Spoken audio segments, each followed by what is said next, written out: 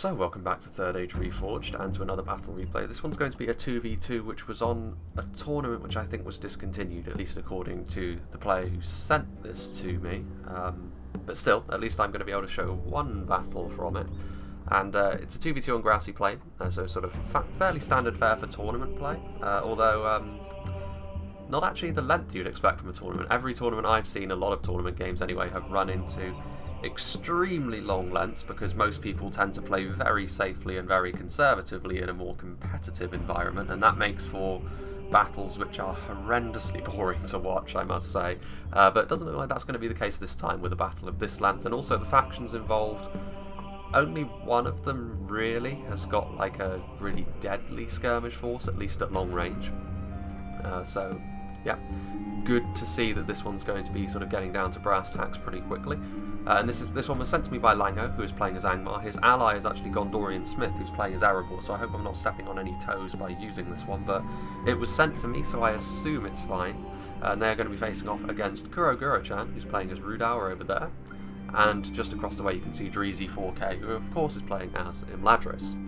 So let's go through Angmar's army first of all. Angmar and Erebor, actually a combined rush from these two factions would be pretty nasty. Angmar, of course, very well documented for their rushing potential, but Erebor too. I mean, they don't have any long-range archers, so oftentimes they are forced to be a little bit more aggressive, actually, and they are pretty damn good at it, especially when they've got some backup from a faction with a little bit more in terms of numbers like Angmar here. And of course we can see the Barrow Wights and the Snaga archers are here at the front. Obviously Snaga archers not really up to much as far as their overall strength individually goes, but there are a lot of them, so again, in typical Orc fashion, they can get a lot of volume downrange pretty quickly, and they're not easy to skirmish with cost efficiently. And obviously the Barrow Wights, we've seen them time and time again be the real linchpin of Angmar's attacks. Now, they do make rushing a little bit more awkward purely because they are so slow. We saw obviously in a previous battle where they were facing off against Gondor, they took so long to get to the front line that a lot of Angmar's lower tier units were already dead by the time they got there. So that can be an issue, a bit of a challenge to overcome for Angmar. But even so, they're still very, very good, very difficult to deal with in melee. Back here we can see that there are some goblin trackers as well, so more skirmishers from Angmar. Obviously none of them are particularly high quality, but at least they are able to bring some, and they are difficult to cost effectively skirmish with. Several units of Angmar Marauders, which again is not too surprising. A lot of them in the unit on huge settings. Obviously they have over 250 men in the unit. It's one thing that Angmar definitely have in their favour. The fact that they can bring such large sweeping armies, it makes rushing a little bit less risky. You can rush with most factions, to be fair, but with Angmar it's a little bit easier, but perhaps also a little bit easier to see coming for your opponent as well. Some more Angmar Marauders over there, so obviously just the basis of his army here. And then back here we have two units of the Blackwatch Legion. Now we've seen the Blackwatch Legion time and time again be very, very solid, just pushing through the enemy lines. Now they are not particularly strong in melee, they will start to fall apart relatively quickly and they are rather expensive, but if they are used to their fullest potential they can make an organised defensive line extremely difficult to muster against them. Back here we've got some units of Guardians of Khan Doom as well. Obviously I've been quite complimentary of the Guardians of Khan Doom previously because they are so solid all around. They are fairly expensive for a line infantry unit, but considering the fact that Angmar often don't bring too much in terms of skirmishers, even if they do, they're cheap. So that means the Guardians of Khan, they have a bit of money to spend on infantry units like this, and I do like the Guardians of Khan Doom. They offer a lot more, in my opinion, at the moment than the Gundabad Guard do. So good to see them. It's going to be, it's difficult to trade cost effectively with them. Imladris can certainly manage it though. And Rudour do have the AP to make life a little bit more difficult for the Guardians, so we'll see how well they do. Back here we've got some Snaga, which I believe, yes it is the General's unit, so this is a technique which WK has been using for quite some time and it has spread. The General is going to be in this low tier unit, so this obviously frees up his elites to be used more freely, and all they have to do is defend this unit of Snaga, because obviously if the General does get engaged he'll probably die pretty quickly. Got some Trolls of Gundabad, obviously Trolls. Angmar have got some very good sustained combat Trolls, and then a couple of units of Wargs. Obviously the Wargs good in anti-cavalry situations, they do need to be careful. As soon as their hit points are expended they have very low melee defense and obviously next to no armor, so that would be pretty dicey for them. And then, as I'm sure you saw over here, there's a unit of Trolls of Angmar as well, so obviously the big shield value on these guys, a little bit more defensive than the Trolls of Gundabad, but ultimately both of them are quite happy to sit in melee combat with units and dish out hefty amounts of damage. So we'll move on to Gondorian Smith. Erebor, of course, are going to have a smaller army, but you'd imagine they're going to have a few more units of genuine quality and, of course, probably going to see some crossbows as well, which are a big part of how they play. Some Ironfoot Spears. They do have the Spear Malice, I believe, unlike their counterparts, the 4th Legion Shield Guard from Khazad-dûm, one of the big differences between them. But still, the Ironfoot Spears, Dwarven Infantry in general is still going to be a pretty good quality. Ironfoot Spears can still act as sort of standard line infantry. Not quite as well as the 4th Legion Shield Guard can, admittedly, but they're still pretty damn good nonetheless, and obviously extra mass and that the shield wall, the extra mass, will certainly help, and also the anti-cavalry. Dwarven Miners. The Dwarven Miners, I believe, are the only militia tier unit in the game to be shock infantry. So obviously they have good charge, armor piercing as well, which will be pretty useful against Imladris, although, you know, the Dwarven Miners' lack of skill and just lower stats in general means they'll probably just be butchered by the elves. But even so, it's a unique factor that the Dwarven Miners have going for them. Got some more Ironfoot Spears on the front line, just sort of out here to prevent a frontal charge, I suppose, from the deadly Imladris cavalry. Ironfoot Axe Throwers as well. Now these guys will be useful against Imladris if they can get situated. Imladris obviously very, very strong in melee. Overall the highest defensive values in the game. But the Ironfoot Axe Throwers, with their AP, with their high missile damage as well, they should be able to dish out some pretty hefty punishment. On 0.97, it's worth saying that Axe Throwers, once again, will not be AP anymore, but they will have increased damage values with next to Javelins. Because at the moment, Axe Throwers and Javelins are basically the same thing. You want to differentiate them a little bit. Several units of Ironfoot Pikes here on the front line as well, which could be very useful, trying to keep those deadly Imladris infantry units at bay, sort of hold them in place for a long period of time, and then maybe go around the sides and put some pressure on them from there. There are some Erebor Legionaries as well, which I think are kind of a must if you're facing off against an Elven faction as Erebor, because the Ironfoot Warriors, while they're good compared to sort of Orc line infantry and human line infantry, they won't quite cut it against elves, so you will need to invest a little bit more, and the Erebor Legionaries will, at the very least. When things get up into the higher tiers, they will still struggle a little bit, but against basic Elven line infantry, the Erebor Legionaries should be able to win that. And then back here we do have some Ironfoot Warriors, at least for the numbers they should be okay. Over here we can see Gondorian Smith has got his general in a unit of Highborns of Erebor, a pretty safe place to put him. And then as we have a look down the line, more Ironfoot Warriors. Out here we have some more Axe Throwers, some more Spears, some more Miners, and then finally, of course, we have the Ironfoot Hammer Guard, which are a somewhat unique cavalry unit. They're technically knights. I mean, for all intents and purposes, they will do the same sort of things that knights do, but there are a few individual little things that they have going for them which are different. Obviously, they have those big hammers, which give them AP. They've got some heavy armor values as well. They're probably sort of maybe closer to the melee cavalry knights than the lance knights, but even so, obviously still a very strong presence on the battlefield. Now we shall move on over to Imladris as I overshoot this one unit out here, Dreezy, and his general is going to be in a unit of Gwathi Rockdor, which actually do need to be kind of careful. I mean, to be fair, doesn't look like Erebor brought any crossbows, which is an interesting gambit. But even so, the Axe Throwers will still do a decent amount of damage should they manage to connect, and also all of the opposing cavalry, the Wargs and the Hammer Guard, are all pretty good in a cavalry fight, so the Rockdor do need to be careful, but their charge values could be extremely useful in this situation. Imladris as a whole, we'll see what Dreezy has brought. He's got some Gwathi Arthand out here in front, obviously multiple HP spears. Strong, but even so, I don't think they're going to be here for damage as such, because Erebor, of course, are pretty good in terms of their ability to withstand pressure, and the Gwathi Arthand, as spears are not really designed to kill infantry all that quickly. The Eldarenoi Heru Masil, however, certainly are. They are a very strong unit. Really, the only downside to them is that they do not have HP. They have extremely high base attack and defense values. They are quite expensive though, and taking arrow fire and taking cavalry charges is really their main downfall. But against these competitions, they should be relatively okay. If they can get into a sustained blob fight, they should be feeling pretty confident about their chances. And then 2 units of Eldarenoi Heru Hatal out on the side, so Dreezy unsurprisingly going for a little bit more of a quality focus, so a smaller army, but these units individually are going to be very tough to bring down. Back here he has brought some Eldar however, so that's good to see, although they do have the armour upgrade, so a little bit stronger. All in all, a very cost-effective unit. The Erebor Legionaries would be able to beat them, but I believe the Ironfoot Warriors would be put in a dumpster by them pretty hard, especially with the armour upgrade. And then back here we have some Heru Quinga. Just out to the side we have some Imladris Guardians and more Eldar. The Guardians in fact have the armour upgrade as well. So Dreezy certainly investing a lot in his quality. We'll see if that pays off against the Dwarves. Guardians and Eldar back here, and then finally one more cavalry unit, and it is the Eldorenway Heru Myro. Obviously a very high charge bonus, the full charge bonus of 20, but not multiple HP. And they are Lance cavalry, so they are not good in a fight with other cavalry units. And now finally, after this extended look at all of these army compositions, we have Kuro Gurochan playing as Rudour. He's got his Dunman, Spearmen and Hunters out in front, so obviously just basic militia spears and basic archers. So very orc-like mentality from Rudour here on their first unit. And then further back here, I imagine we're going to get into some more serious stuff. So obviously the Etten Moors Troll Hunters could be hunting some trolls today. They could certainly be very useful for dealing with those Angmar trolls. But also just dealing with some elite units in general. They do double as fairly decent in melee, although they are spears, so it's unlikely that they're going to be catching wargs in melee, but even so, Rudour in general, their hand-thrown projectiles are very, very strong. Got some Rudour swordsmen as well, not quite as numerous as the Angmar marauders, but even so, I think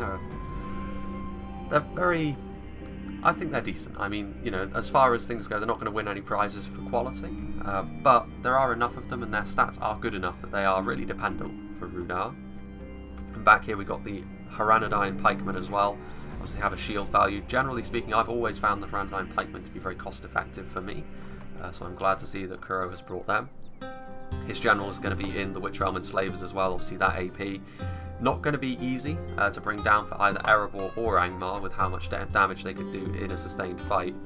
And then finally over here, indeed, we have the Haranadine Nobles. Obviously they have AP in melee, which actually won't be useful against the wargs at all, but they are still knights, so it'll be interesting to see how they get on. Generally speaking, both sides have actually invested a little bit in their cavalry, but not an overwhelming amount, so this fight could go either way. But without further ado, let's begin. And I will be interested to see how both teams approach this. It's ironic actually that I think the most amount of skirmishers has been brought potentially, or at least the most amount of archers has been brought by Angmar, which would certainly go some way to explaining why the fight is not overly long as far as the tournament goes. You can see Erebor immediately moving forwards, which is unsurprising. They didn't even bring any crossbows, so very close range skirmishers is all they have available to them. And Imladris, I think, immediately was realising that they were going to be singled out. So they're just going to pull back a little bit. And this is going to allow Rudour to sweep in from the sides. Now this will of course mean that the red team's armies are both split, whereas the blue team are going to be able to reinforce one another at will. But the reds will be able to attack from two angles. So I'll be interested to see how this goes. Obviously Erebor, it's kind of a necessity for them to, as soon as they're in range of the archers, they're going to need to move forward with everything. Purely because they don't have any answer to that. Especially with the Heru Quingo, although to be fair, Imladris haven't brought too many skirmishers either. The Haranadine Nobles swinging way out wide. Angmar now, initially it looked as though the blue team were going to try to single out Imladris, but I think they realised that isn't going to happen after Imladris pulled back a little bit, so Angmar is going to swivel their army to try and meet the advance here of Rudour. Dunman Spearmen moving out in front. I would imagine the Dunman Hunters are going to come forward. But yeah, in terms of a skirmish fight here between Angmar and Rudour, both factions have only brought sort of basic garbage archers, so no one's really going to be likely to get too much of a lead on their opponent by just sitting back and allowing the archers to do their thing. I'd be interested to see how Rudour actually approach this, however, because the presence of those Barrow Wights and the Trolls is going to make life pretty dicey for them. Rear charging with the Nobles could certainly be one way to solve that problem, but with the presence of the wargs, that's going to be easier said than done. And so the fight between the two banks of garbage archers does indeed begin. What's going on over here? This could be interesting. The Gwathi Rockdor actually do turn around and are going to charge the Hammer Guard head on, so this is an interesting little 1v1 fight that could decide quite a lot here. The Hammer Guard took a fairly hefty amount of damage off the charge there, but I do think the longer that fight remained in melee, the Hammer Guard would start to do a bit more damage, but off the charge, the Rockdor is certainly the superior unit, and that's already a good little engagement there for the Reds. But it's looking as like now as if actually the red team are going to try and gang up on an individual faction, going to try and deal some damage to Angmar.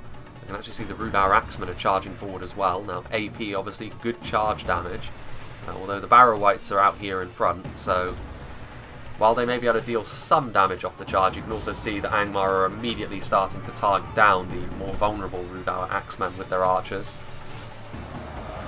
They do decent damage, and they have got a very nice charge, actually.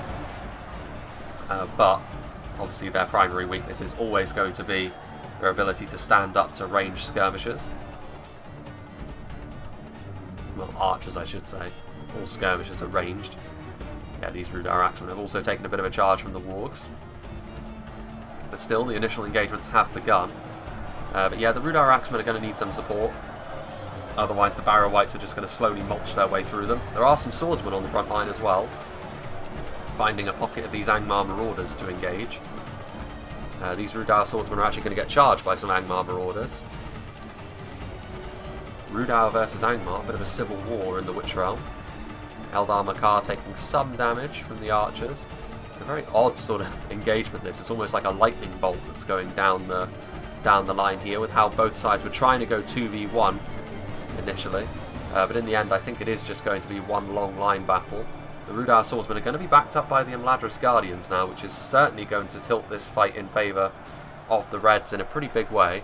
Although further down the line, I can't imagine the Axemen are getting on too well, and indeed they are not. What is going on over here? You can see the Rudauer swordsmen actually trying to chase off the wargs, but they immediately got charged by some trolls, which is unlikely to end too well for them. I think we're just going to turn it down to half speed while everything's going on here. Yeah, these Rudauer swordsmen are already shaken. They've been isolated by trolls, guardians of Khan Doom. The wargs could also turn around and charge them and probably break them at this point in time. But Rudauer are also getting their javelins into position, ready to fight. These Angmar Marauders also routing and broken. Witchrealm and Slavers are moving forward, so Rudauer certainly being very aggressive. Meanwhile, over here we can see that the first engagements are happening between the Elves and Erebor as well. Lots of arrows flowing into the Imladris lines. The Eldar Makar, however, will fairly easily be able to deal with Ironfoot spears on the front line, you would imagine. The Gwathi Rockdor, however, are in the back lines. The axe throwers are here. So what are the axe throwers actually going for? It would certainly not surprise me to see them trying to go for the Elder Enway Harrim Asil with how deadly they are in melee, and the fact they don't have multiple HP. Actually, it looks like they're going for the Arthand instead. Which, if I was Dreezy, honestly, I'd prefer that. If the Harrim Asil can get unmolested into a sustained melee fight, they are going to do very, very well for themselves. There's also some backup over here. But the initial engagements over here is definitely going in favour of Imladris. There are some trolls in close proximity, however. This could be pretty dicey for the dwarves, although the Gwathi Rockdor do pull out of that charge. And they might actually live to regret that, because they did get caught by the Ironfoot Spears and the Hammer Guard. So already taking a bit of damage, and the axe throwers also starting to fire. The Haru Myro, however, a little bit freer to start charging, and they could go after those axe throwers and do a tremendous amount of damage, which it looks as though that is what is going to happen. And the Haru Myro have got the full charge bonus, full AP charge bonus at that, and that's going to be really, really nasty. The Hammer Guard are coming in now, and the Ironfoot Spears are collapsing in on them. So a bit of a mosh pit over there. Meanwhile, I'm just going to turn it back down to half speed as well, because everything is happening all at once here. There's still a long way to go in this fight, of course, but the initial large-scale engagement's already happening. The Angmar Marauders still breaking, and the addition of this Imladris Guardian unit here to support Rudauer's advance is proving to be a real problem for Angmar. The Marauders they had guarding this section of the line were absolutely no match for this combined assault, and they're having to use Blackwatch Legion to try and patch the line up. And the Blackwatch Legion are much better used in an offensive capacity rather than a defensive one. So that's bad news for Angmar so far. But here in the middle, where the Barrow Wights are, Angmar have certainly been having it all their own way. The Barrow Wights are a much stronger unit on the front line than the Angmar Marauders, and the Rudauer Axemen have not really been able to make a dent. The Ettenwall's Troll Hunters could, with their javelins, have a little bit more of an impact. Meanwhile, you see the Franodine Pikemen backing up the Witchrealm Enslavers, going up against Guardians of Khan Doom, Angmar Marauders. The Blackwatch Legion are over here as well. Again, a real mosh pit fight over here. It's not really going too heavily one way or the other at this point in time. The Trollshort Axe Throwers are back here, so they were hidden, as well as some Forager Javelins. Angmar Marauders are routing off. The Franodine Nobles still in good health. But those wargs are still guarding the lines. If the Brandine nobles try to make a play to get some rear charges, which would be devastating of course, the hammer and anvil for either side at this point would probably tilt this fight into one direction. But with the wargs standing guard there, that's unlikely to happen. But with all of these Rudar axe throwers and javelins, you'd have to imagine that eventually this is probably going to take a pretty hefty toll on the Angmar line. You can see the Blackwatch Legion already struggling against this pretty hefty assault. Rudar swordsmen and Dunman spearmen, so nothing of too great a quality over here, but they're in such high numbers. The Guardians of Kharndoom also having to try and retreat back to their lines because they're wavering and they're about to take a charge. Franadine nobles actually pull out of that. The Trolls of Gundabad taking some javelin fire there as well. So a bit of an even fight so far between Angmar and Rudar, but over here you can see these Trolls of Angmar have taken a real beating in melee at the hands of Imladris. The Imladris cavalry, I think, is probably going to be what tilts this fight in favour of the Elves. They've done so much damage to the back lines already. Although, to be fair, this is a pretty thick front line from the Dwarves, and they have the Erebor Legionaries and the Pikes here on the front line. So the Harum Asil are a very, very good unit, but I don't think they're going to be able to cut their way through the entirety of this Dwarven line. And at this point, actually, Dreezy does need his cavalry to do some heavy lifting, because he's starting to look a little bit thin on the ground. He committed some units to go and help out against Angmar, and this left him even more undermanned to deal with the Erebor assault. So Gondorian Smith could smash through this line here and then wrap up Rudar as well. We shall see. We're heading back over to this rather chaotic fight over here between Angmar and Rudar. The Blackwatch Legion trying to hold the line. They do have some support from a very battered unit of Marauders. That is not going to be sufficient. Well, these Barrow-wights still in a big horde over here. I'm actually surprised the Rudar Axemen are still standing, going back up to 1 speed here. Granadine Pikemen defeat is almost a certainty. That surprises me with the Witch Realm Enslavers over here, I must say. And the Witch Realm Enslavers have also punched through the line at this point. I suppose it's the proximity of the Barrow-wights which is skewing this fight a little bit. The Angmar skirmishers doing their best. What is going on over here? Some Rudar swordsmen which were caught by the Trolls. But the Troll Hunters are in close proximity. A nice volley there. Not actually enough to kill any of them, but that damage really adds up on units which rely on their HP. The Guardians of Kharndoom on the front line, but being overwhelmed, I think. But over here, it's the opposite problem. The Barrow-wights are starting to push back into Rudaur's territory that they gained. The Haru Quingra have been firing for a fair amount of time in this battle at this point. The Gwathi Rockdor trying to avoid the wargs. The Imladris Guardians starting to push forward, trying to get into the Angmar skirmish line. They're about to be charged by the wargs as well. A bit of a punishing advance so far for the Imladris Guardians. The wargs do get recharged by the Gwathi Rockdor though. It might be that Imladris are going to try and use their cavalry to finish off Angmar. Perhaps they feel as though they aren't really in a solid enough place. I mean, over here though, this fight is starting to look a little bit more favourable for Imladris. This part of the line over here, the Imladris one, they're now going to be trying to wrap up the Erebor lines. The Trollshort Axe Throwers are also over here to lend a hand. But really the front line has really changed from it being this way to this way. Gwathi Rockdor moving forward. The Angmar Erebor announcer seems confident still, and perhaps he should be. I mean, Imladris have not got all that much infantry left. The Axe Throwers taking a charge there from the Rockdor. Some Dwarven miners here on the front line as well. Yeah, I think Erebor will be just fine here. The Highborns of Erebor sat on the front line as well, tying things together nicely. The Trollshort Axe Throwers trying to get as much damage done as they can. Able to kill off those wargs as well. That might be the end for those wargs actually, but that's a lot of ammunition killed for just 4 wargs. So it does look as though Erebor are going to be victorious over it. How much they will have left remains to be seen, so it behooves Rudaur to be the ones to win this fight over here.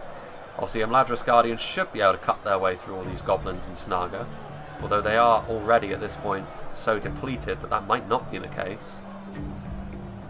Wargs trying to move over here. Whatever happens with the Franadine nobles? Ah, there they are.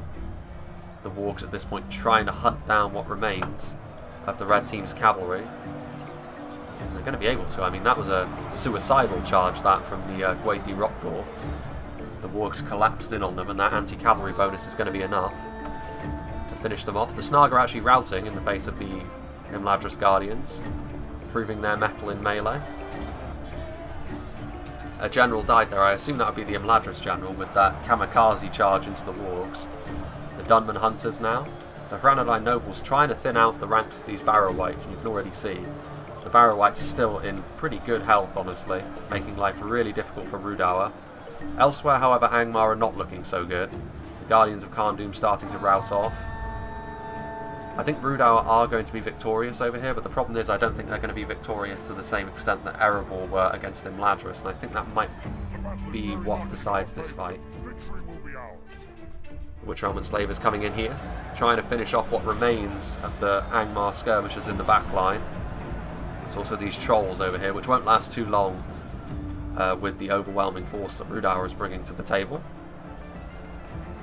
Barrow-wights still in good health, and at this point you can see these Heru Quinga about to take a full frontal charge from the wargs. The wargs have taken some damage though, so honestly in a sustained melee the Heru Quinga might be enough to bring them down, and indeed they are already starting to kill them off. Meanwhile, Atamor's Troll Hunters broken and fighting to the death. Some Trollshaw Axe Throwers also fighting, although I think they're going to try and retreat. They aren't great in melee, honestly. Certainly not like the Hranadine Berserkers. So they're going to try and retreat, but yeah, Erebor at this point victorious against the Elves. What's going on back here? There goes the Angmar General, so that was a good spot there from Kuro. Managing to get a sneaky charge into the Snaga Stalkers that housed the General with his Hranadine Nobles. The Foragem Javelins could be enough to finish this unit of Snaga off as well. Having said that, I don't think the Barrow-wights are in too much danger of breaking. But at this point they are completely surrounded. You can see the red team trying desperately to finish the Barrow-wights off quickly before the dwarves arrive on the scene, but I'm not sure whether they're going to be successful at that. The Barrow-wights, if there's one thing they're good at, it's lasting for a long, long time in melee. The pikes are coming forward as well. The Heru Quinga peeling off. Some iron for axe throwers over here. Maybe moving in favour of the Snaga. Here come the Goblin Trackers. I think the Foragem Javelins are actually in danger here of being overwhelmed, especially with the support of those axe throwers. If we continue like this, we will smash the enemy. Snaga archers running around in the back line, still not broken yet. Some Trollshaw axe throwers which did manage to escape and return. They're going to complete the encirclement on the Barrow-wights, it looks like. And at this point the Barrow-wights are being cut down. I'm pretty sure Rudawa will be in no fit state to finish off Erebor. I don't know. Erebor aren't looking too healthy. The Heru Quinga is still alive, trying to finish off the Snaga. Whatever happened to the Javelins? Ah, they ran off. Yeah, these Snaga are obviously going to be no match for Elder Enway. Barrow-wights still just tanking it out in melee. And again, a lot of these Rudawa units are only basic, like the Swordsmen, the Dunman Hunters. The Hranadine Pikes are not exactly the highest damage either. There are the Enslavers in here, to be fair. Most of these Rudawa units just not able to finish these Barrow-wights off quickly enough, and now you can see that the Dwarves are on scene. And with the Barrow-wights still alive, you can see that Rudawa are now trying to spread out to engage them in a line. Snaga are moving forward. The Foragem Javelins do still have some ammunition. They get a nice volley there into the Erebor Legionaries. And into the pikes just behind them. And they're not half bad in melee either. Their AP damage would be very useful against the Dwarves. Not so useful against the Snaga. The Heru Quinga are in the back lines as well, so it's all happening here all at once. The Iron Foot Axe Throwers being engaged by the Elder Enway Heru Quinga, the one Imladris unit left. Some Atenmor's Troll Hunters, which presumably returned from routing, are also in the back lines now as well. Have a look at the percentage of kills. Well, the blue team are ahead, but only by 6%.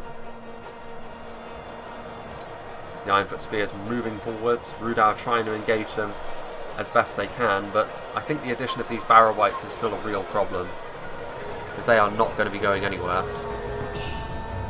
Ironfoot Pikes advancing into the back lines here, engaging the Enslavers actually, and I'm not sure that that's the fight they want to be having. The Enslavers, when they get into close quarters like this, are going to absolutely butcher the Ironfoot Pikemen. Reforged Javelins trying to get away to use their javelins, presumably. The Snaga trying to chase them down. Well, there go actually the pikemen actually killing off the Rudau General. So that's a bit of good fortune there for the blue team. The Elder Enway Herrickwinger, the balance of forces is evenly matched as they face off against some Erebor legionaries with the support of this very, well, I say the support, they just routed a very battered unit of Etenmore's Troll Hunters. The Ironfoot Axerow is still throwing their projectiles over here. The addition of those Highborns of Erebor is a big boon for the dwarves. Because again, just like the Barrow Wights, it's going to be incredibly difficult to get rid of them, and I think that at this point the battle is turning pretty substantially in the favour of the blue team. Slowly but surely, a lot of what Rudau had left was just basic units, and they needed the distinct quality advantage going into the late game if they were going to win this. And at this point the Enslavers have actually been isolated by the Pikes, and they're being kept at arm's length by them. The Snaga are also going to be able to get a nice engagement here on the rear. Wait a minute, Reforged Javelin's actually routing off, that's unfortunate. Ironfoot Axerow is moving into position, routing units of Rudau swordsmen. Crowned Pikemen doing their best on the front line, and they are a very, very solid pike unit, but in this sort of situation when they're outnumbered like this, it's unlikely to end well for them. Elder Enway Herrickwinger actually going to be victorious here in the back lines as well, trying to hunt down the Ironfoot Axerows, but the real battle I think is being won by the blue team over here. The Herrickwinger are good in melee, but they're not going to be good enough to bring down all of these units over here. Witchrealm Enslavers turning around to get a charge on the Snaga, supported by the Trollshaw Axerows, trying to break them off as quickly as they can, but the Pikes are quickly closing in as well. The Highborns are moving forwards, as well as the Barrow Wights. Still a strangely long amount of time left in this battle, which honestly surprises me with how distinctly the advantage is now being held by the blue team. A couple of Pikes over here. The Barrow Wights shamble their way forwards. And again, I think, certainly from an Angmar perspective, once again the Barrow Wights have proven themselves to be the MVPs.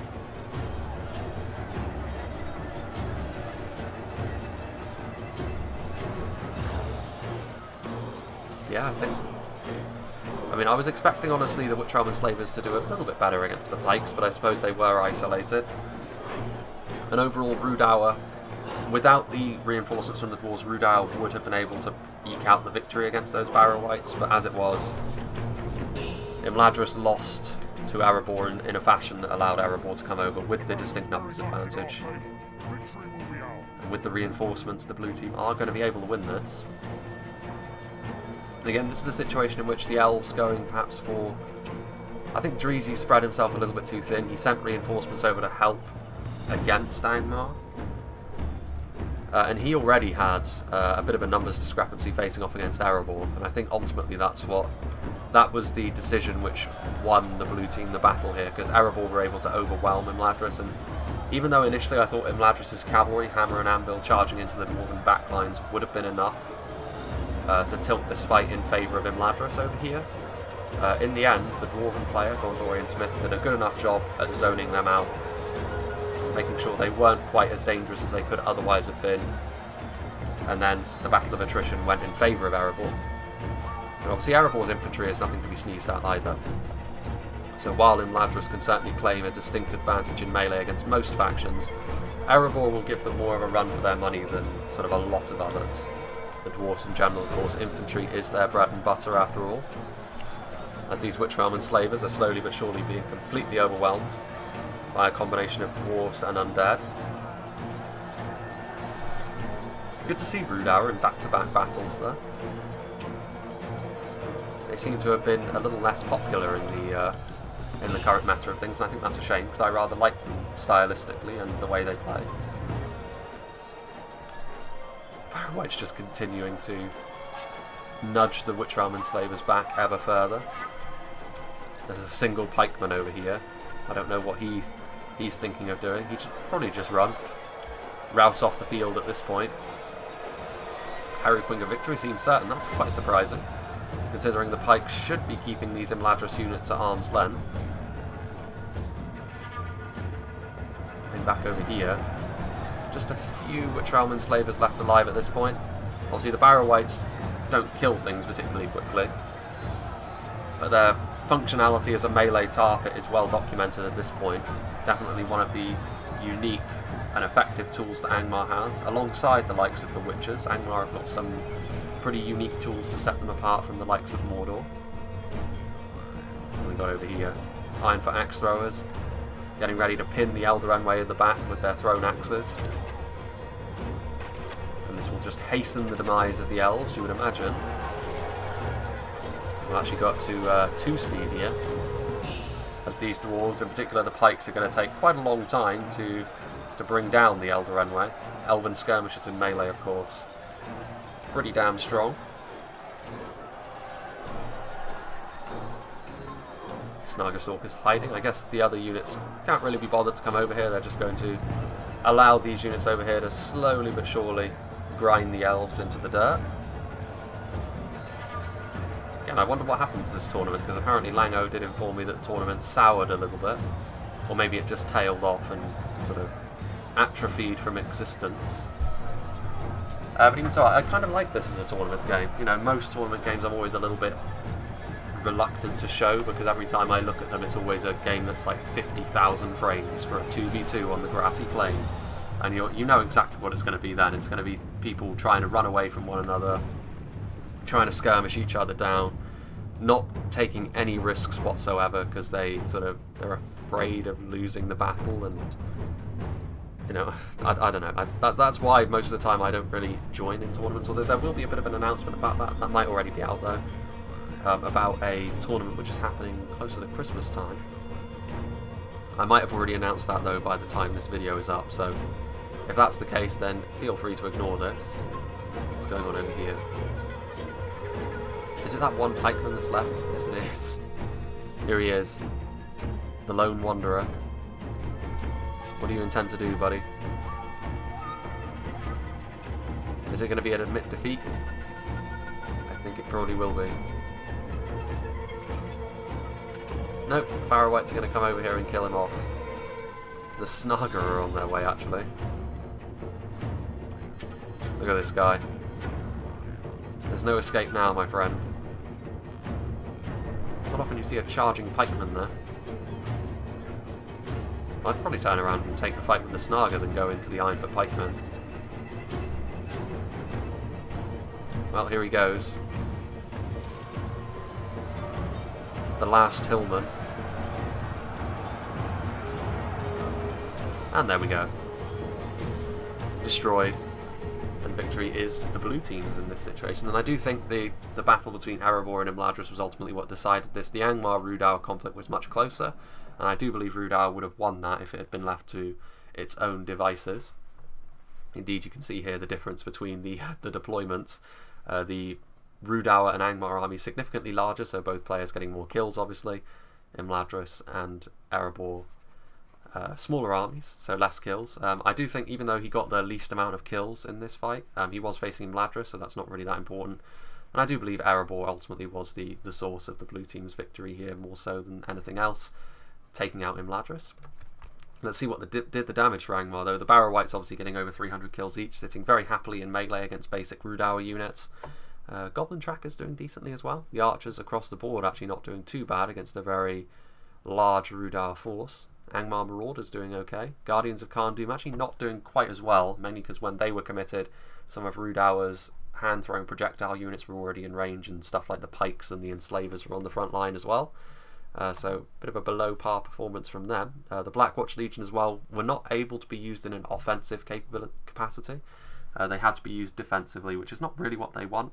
Ironically, for such a tanky-looking unit, really they are their pushing power is really the main thing, and trying to sort of hold the line with them is not quite so easy because they're not actually that great at killing stuff. And the trolls having a fairly average performance as well.